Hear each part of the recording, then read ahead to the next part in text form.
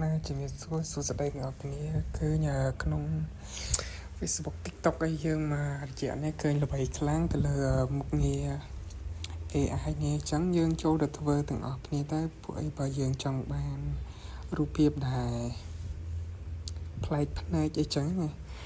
ជាធានដំបូងហ្នឹងគឺយើងត្រូវការរូបភាពរបស់យើងជាក់ស្ដែងហើយ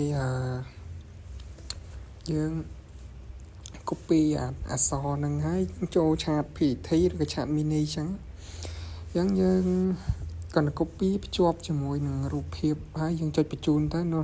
AI វានឹងធ្វើការកែសម្រួលរូបភាពរបស់យើងហើយយើងរងចាំវាទៅ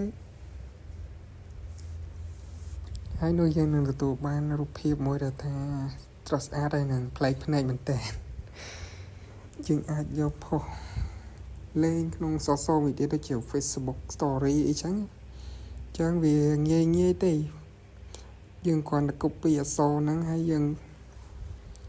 បញ្ជូនជាមួយភ្ជាប់ជាមួយរូបភាពរបស់យើងទៅនោះវានឹង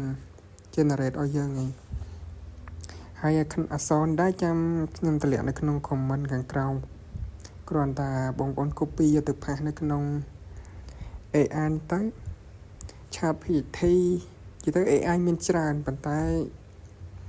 ឆាត PPT គេពេញនិយមច្រើនអញ្ចឹងយើងគ្រាន់តែ copy យកទៅផាសនៅក្នុងហ្នឹងទៅយើងបញ្ជូនទៅវានឹងចេញរូបភាពមកឲ្យយើង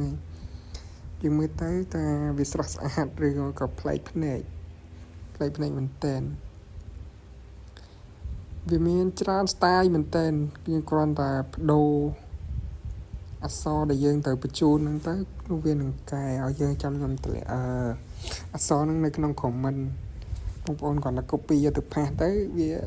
កែរូបឲ្យយើងអូតូឯងមើលទៅស្អាតដែរបើយើងទទួលយកបានយើង save ទុកទៅផុសលេងក្នុង story អីចឹងព្រោះឥឡូវហ្នឹងវាឃើញពេញនិយមខ្លាំងណាស់បងប្អូនអរគុណច្រើនប្លែកភ្នែកមែនតើ